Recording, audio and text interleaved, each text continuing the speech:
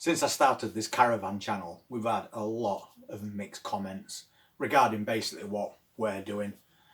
But it's more important to know why we did it in the first place. It's because it was the only option that we had at that time. And I've heard lots and lots of stories from people on how bad it can be if you own a static caravan on a site. Some not so good stories, some not so bad stories. I just think that everybody's situation is different. And of course, a lot of sites are different also. But we've ended up where we are, and we'll be in this caravan on and off all through year, because once again, it's not a residential site. So you can't stay here all year long like you would in an house. But we've already got that bit sorted out. So as far as we're concerned, we're quite happy where we are at the moment, and we'll see what happens as we go a couple of years into the future. But there is one thing that we need to sort out straight away, and that's condensation. It might be okay at the moment, but once we get into winter, I think it's going to be a different story altogether.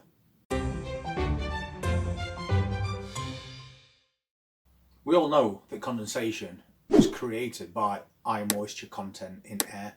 So once we get into autumn and winter and we're trying to keep this van warm, it's going to be very cold on the outside, and that's where your problems start. But there are other things as well that can increase that condensation that you can cut down on. Although from what I've read, you can't get rid of condensation in a caravan altogether, but you can get rid of the majority of it so you don't get problems like mould and damp and even rot. So that's what we need to look at. Whether you live in a caravan or visit a holiday home, there's some things that you can do to help with that situation. So first off, looking at things that cause it. And one obvious thing is poor ventilation. All these static caravans come with numerous vents all the way around the top of this van and in every single room. They also have floor vents as well. So there's lots and lots of ventilation, but the best thing is they've also got lots and lots of doors and windows.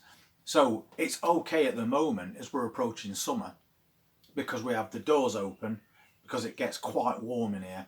We have all the windows open, and that keeps that aerated constantly all day long. We also open up the windows in the bathroom, the toilet and the bedrooms. So that's maximising it. Unfortunately, when you get to winter, that's not something that you're going to want to do.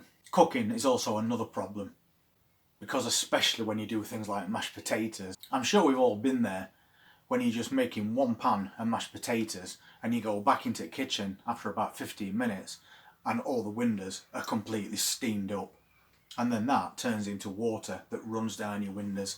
So that's something we don't really want to be doing in a caravan. And it's exactly the same when you're boiling a kettle. Just a small amount of steam can still cause a problem over a period of time. That's why when I'm doing anything, especially mashed potatoes, because we do like mashed potatoes, I tend to batch cook them, and then I'll flat pack them and I'll freeze them. So we've got 5 or 6 meals already prepared. That's going to cut down a lot on that steam. I only drink 1 cup of tea a day, so that's not a problem really. I'm pretty sure that 1 boiling of a kettle a day is not going to cause any problems. But if you wanted to, you could boil that kettle and fill up a big flask, so that you only have to boil that kettle once, but you've got enough for about 8 or 9 cups of tea, and all you have to do is pop that top, drop in your tea bag, and you're sorted.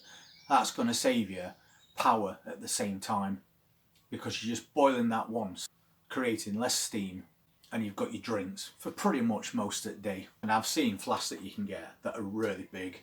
And then of course there's showering, and we all need to shower, but showers create a lot of steam, a lot of condensation. But there is ways you can combat that as well to some degree. I'll show you what the inside of our shower looks like and what we tend to do every time we use that shower. So just going into the shower area, and if we just go in here and then you look up, you can see there's a vent up there, which is a perfect place to have it, because if we just turn this, that top pops open, and that's going to let all that steam out while you're showering. So we always do that when shower's in use. And on hot days, we'll just leave that slightly open until we go to bed. So that's a good option to have, letting all that steam escape as you're showering. Close your shower door after and then leave it for an hour, because that shower's right at the far end of this caravan and there's a door or two in between, so it's not going to let any cold into this area, but it's definitely going to get rid of a lot of steam, which is what we need to do. Another big problem you're going to find is laundry and wet towels. They're going to cause a lot of problems if they're left lying around in your caravan. We're lucky in one respect because we have got a laundry on site and the dryers aren't expensive. I think they're about £1 for an hour. So if you're washing towels especially, you don't want them hanging around in various places in your caravan. What you need to do is get them dried as quick as possible and put them away. And that will definitely cut down on a lot of that damp. Because once it starts, you'll find that mould will start growing on your mattresses, your curtains, anywhere where it can get some moisture. And I've inspected this van when we first got it, and I looked in every nook and cranny for mould or damp, and there wasn't any at all. So whoever owned this van previous has definitely been doing the right thing for the last few years. So there's no reason why we can't continue doing that and avoid those problems to start with. There is one thing, however, that you can't really avoid, and that's breathing. The more people you've got in a room that are breathing, the more moisture in the air that's going to create, leading to condensation. It's a brilliant excuse if family members or friends want to visit and you don't really want them to, for whatever reason. At least in that situation, you don't have to say, I don't want you coming down to the van because you talk too much, or you're always arguing. You can just say, we can't have you coming down to the van as much as we want to because you're going to create too much condensation. That's a perfect excuse if I ever heard one. But it is a fact. So the more people you've got crammed into a confined space, the bigger that problem becomes. And it's especially at night time, because you've got two people in a small bedroom breathing all night long, probably with that door shut. Obviously the windows are going to be shut unless it's really hot, which it won't be in winter. So once again, that's going to build up condensation. And it all sounds very daunting. It's like you can't do anything in a caravan without causing a problem, which to some degree is probably true. But there are ways that you can cut right down on that problem before it turns into mould or rot. Starting back at the beginning, once again, ventilation. Keep your windows and doors open for as long as you can when it's cool, just to air that place out. And obviously you're going to have to close them back up at some point because it is going to get quite cool. You can use a fan as well, just to aerate the place. One thing that we haven't got in this van, which I think I'm definitely going to look at, is an extractor fan. There is a part above that cooker that slopes outward, so I just assumed there was an extractor fan behind that, but there isn't. So whenever you're cooking and you're boiling your potatoes, you're boiling your vegetables, you're boiling your kettle, all that steam is trapped in that area. And of course that kitchen is open plan, which leads to this area. So if you're cooking quite a lot, if you've got a family, then you're going to get quite a bit of condensation building up in both areas. So an extractor fan, as far as I'm concerned, is essential. That's going to just pump all that straight outside for you. So it's definitely something I'm going to be looking into. Also, the simplest of things, making sure that any surfaces that become wet, you wipe that straight away. Don't leave water sat anywhere in your caravan. It has to become basically a ritual. There's a slight bit of water, get a cloth, wipe it away. You don't want any water sitting in any single part of your caravan. Maybe not everybody has got the luxury of having an on-site laundry, so they have to dry the clothes themselves. It's going to be very difficult to dry clothes outside. At the moment we can dry them outside because it's very windy all the time and it's also sunny. So in 30 minutes everything is done. But if it isn't, we have got that luxury of that laundrette. But some people, however, have their own tumble dryers in the caravans, which is great because you're going to save £1 every load. But you need to make sure that that is piped to the outside of your van. because that moisture, once again, that condensation will soon start to build up. So it's essential that you pipe it to the outside or get somebody to do it for you if you're not sure how to do it, if you're thinking of investing in one. Another thing that's quite obvious is to put the pan lids on when you're cooking anything, just to reduce the amount of steam that's escaping. We all know that when you cook things and then you take the lid off and you tip the lid, lots of water runs off of that lid. You don't want that escaping into air. So keep your pan lids on and cook them on low as well. Or do what I do, bring them to a boil with that on, then turn right down to next to nothing, keep that lid on once again, and after about 5 minutes of that, I just turn it off altogether and I let them eco-cook. Them vegetables will still keep cooking in that hot water, usually to a point where they'll be done.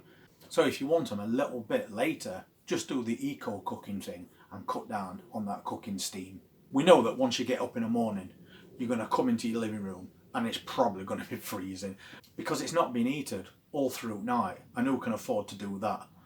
So you're going to enter a very cool room, and the first thing you're going to do is put that fire on. And if you put that fire on and put it on full, then that's going to create even more moisture in your caravan because it's not dry heat using a gas fire. And people tend to think, I'll put it on full, get it warmed up as quick as possible, and that's the worst thing that you can do.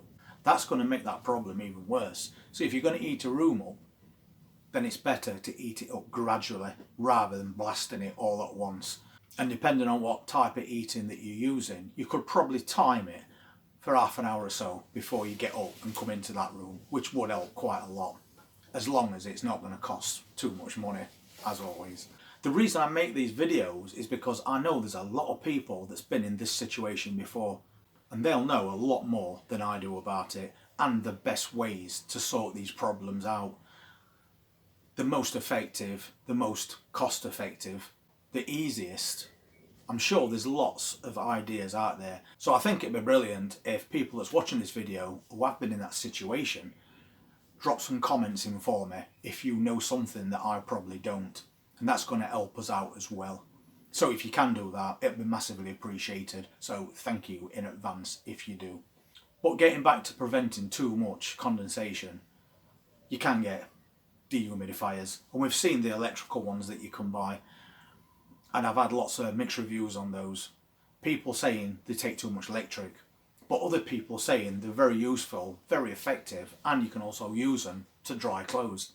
On the other hand, people have said they're a bit too expensive to buy, but if it's a long-term investment, it's probably worth it if it actually does its job, which I don't know, so I'm relying on you guys to just give me a couple of pointers in that direction. What's the best one to buy? Are they actually worth money? And do they have that much of an effect against something else that you could probably get that's cheaper? All we're using at the moment are these. And these are centred household dehumidifiers, and they have like beads in them. I think they turn to gel or something like that as they draw condensation out of air into these, which is brilliant. But how effective are these? If you put one of these in every wardrobe, in every room in your caravan, will that pretty much stop that problem? I don't know, because I've never done this before. I do know, however, that we've had one in that bathroom, and it's been in there for a few weeks, and this is it. And you can see just how much water that has collected. For something that's just drawing moisture out of air, I think that is a lot of water. But I also think it's amazing that these little things do that for you. It just goes to show you how much moisture is in air and how important it is to get as much out as you can. So we've got those in various places all over the house, because obviously if you've got lots of clothes packed into a wardrobe because you've not got loads of space in your bedrooms, then that's going to make that problem worse. Then your clothes could end up getting mould on them, and we definitely don't want that. So we're using those at the moment, and that's all because it's almost summer. But when it comes to winter, I don't think they're going to be enough, which is why I'm making this video, to get some advice in that department. I've not yet invested in one of the electrical ones. I'll do that if I think it's worthwhile, once we've had a few comments. But those little plastic ones are £1 each, which for the moment is cheap enough. We can see that they're actually working. But what they're going to be like in autumn and winter is something I don't know yet. I did see somewhere that leaving bowls of salt on your worktops will draw that moisture in. I'm not 100% sure how good that is. Other people have mentioned litter trays work. Not sure if I want litter trays scattered around Caravan, but maybe I'll try a bowl of salt and see if that works. We've just actually fitted nets all the way around this room, because when you're in a caravan on a site, it's kind of like being in a goldfish bowl. Lots of people walk past and it's just human nature to look through somebody's window if there's no curtains or nets up. And obviously we don't want that all the time. So we've invested in all these new nets and we've put those up. But that's another thing that can cause a problem, because your nets and curtains are so close to that glass. If you get any amount of damp, that's when you're going to get mould growing on your nets and your curtains. So you need to try and keep them away from that glass. And also mattresses, don't have those shoved right up to a wall, because that will result in the same problem. Ours okay because it's basically central to the room, so we shouldn't have any problems with that. Another thing that's worth thinking about is at some point we leave this van, and it could be for a week, it could be for 2 weeks. But before we go, we have been told that it's a good idea to completely hoover every carpet that you've got in house, because apparently that will also prevent mould growing. Once again, don't know how true that is, but I'll take any advice offered to me. Draining down your caravan and leaving all your taps open in the on position to get rid of any excess moisture that way as well. There seems to be quite a lot of different things that you can do. So that's a lot of things to mull over, but I will appreciate any help that I can get in that department, because as I said at the beginning, we've never done this before. This is the first time we've actually owned a static caravan. So any problems that can be avoided with your guys' help, I will appreciate. So that's basically the end of this video. And once again, I'm trying to get a jump on everything. We need to know everything that needs to be done before that time comes. If you're interested in seeing other videos on caravan life in the UK, then please hit that subscribe button, press that notifications bell, and I'll see you on the next update. And thank you so much for being part of this channel.